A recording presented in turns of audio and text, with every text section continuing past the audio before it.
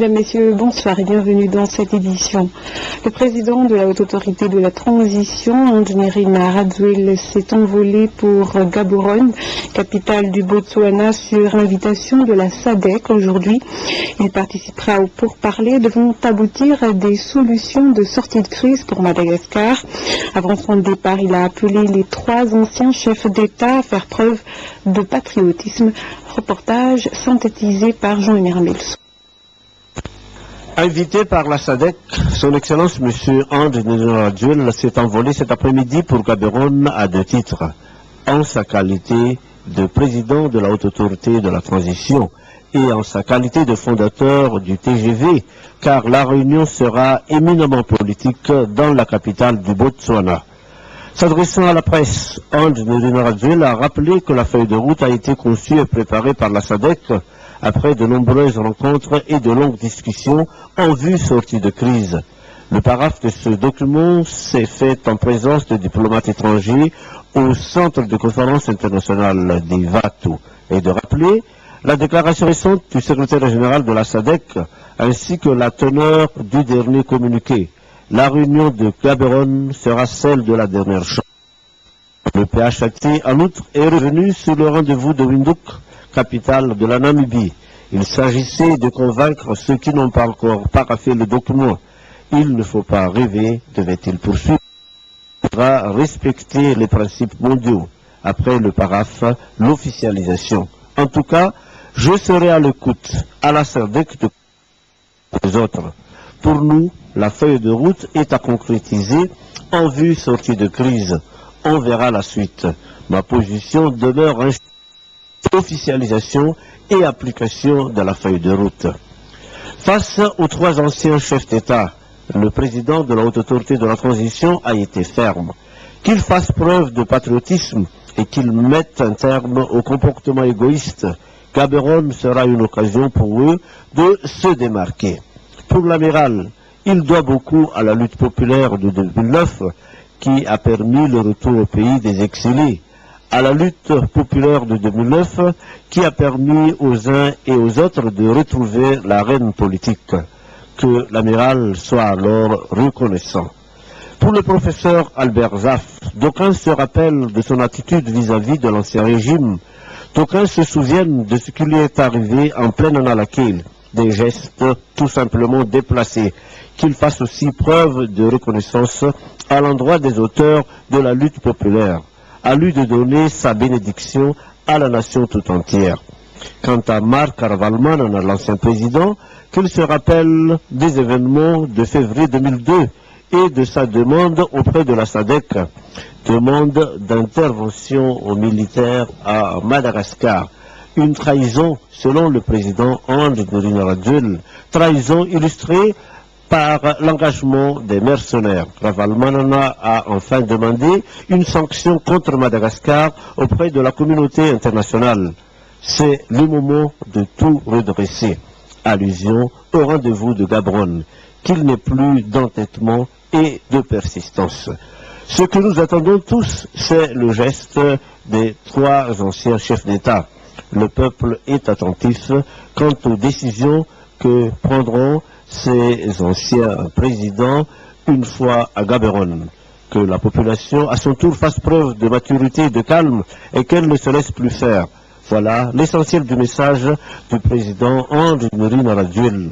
Il faudra, selon lui, tout mettre en œuvre pour sauver le pays. Plusieurs représentants de partis et de groupements politiques ont été invités à Gaborone, notamment ceux qui ont paraphé la feuille de route. Le contrôle de leur dossier a commencé ce matin à 9h. Ils ont pris un avion d'Air Madagascar loué par la SADC pour l'occasion.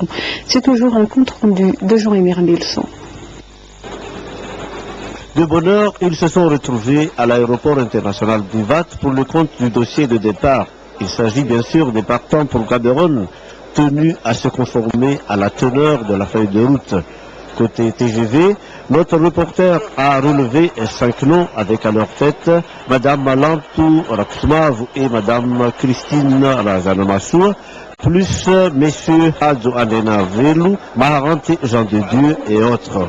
Pour l'UDR, dirigé par l'Amérique Jean, la délégation est composée de Nias Ndjemandatu, de Norbert Lala Tiraounana, de Jean-Marc Sarakutu Mamundi et de Cyril Rassam Zafi.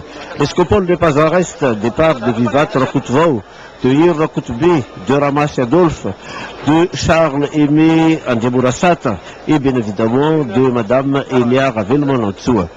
Les autres sensibilités, As en abrégé, sont aussi présentes avec Fournati Jean-Eugène, Barra Pacholage, Chouza Gendré, Dikaleta, pour le MDM, Pero Radonarvelu est à la tête de la délégation, plus Maître Rassoul Zatouv, Serami Labeza et Alain Ra-Jafndel. Pour les pro-Ratirak, pour ne pas dire mouvance Ratiraka, Jacques Simon, Simon Pierre, Raberson, Jeannot Émilien, et l'historienne Ramishandajana. Ils ont tous pris le même vol, au contraire du professeur Ange Ndenassoua et de Raputsianaka. Autres proches de Ratiraka, Vavou Benjamin et Zautumbu Ferdinand, Rabi Alahi et Rabi Manantsua, ils ont aussi pris le vol Hermad à destination de l'Afrique du Sud. Chez les membres du team et autres pro-Ravalmanan, il y a Mamra Kutarvelu, Manandafra Kutundina, Fetson Rakutandenurina et Zaflahi, plus Hanta Andiamandat, Madame Hanta Andiamandantou, bien évidemment, et Maître Hanta Razaf Manantsua.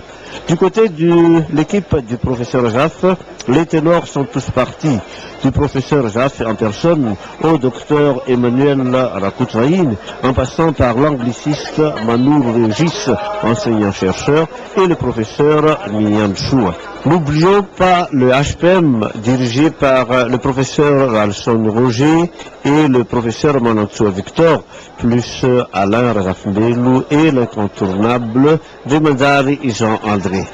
L'UAMAD, enfin, compte dans ses rangs Lunda Rundefu et Frankie Rangiamanzaka.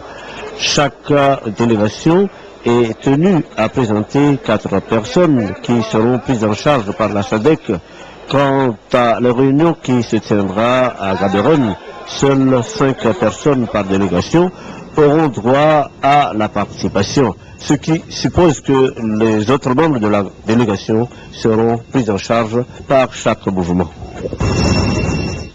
Gaborone, la capitale du Botswana, est une ville en pleine expansion. Ses sources de richesse sont multiples, entre autres l'implantation de grandes sociétés automobiles et le diamant. Le siège de la SADC s'y trouve depuis 1980. Voici les détails. Gaborone, capitale du Botswana, est située au sud-est, près du fleuve Notwani, à 15 km seulement de la frontière sud-africaine. En 1885, le gouvernement britannique a décidé de superviser les activités de la population blanche venant du sud. Celle-ci devait créer des concessions telles que des extractions de minerais, des fermes ou des commerces. Botswana a obtenu son indépendance en 1966. Gaborone vient du nom du chef des Patloquois. Il était alors connu comme le village du chef Kossi Gaborone. Composé d'environ 200 000 habitants, près de la moitié de sa population sont des femmes. Comme Gaborone est la capitale économique du Botswana, son paysage économique témoigne de l'avancée, entre autres, de la construction immobilière. Le diamant est une de ses sources de richesse. En plus, de puissantes sociétés étrangères travaillent sur place. Daewoo, Volvo, Hyundai.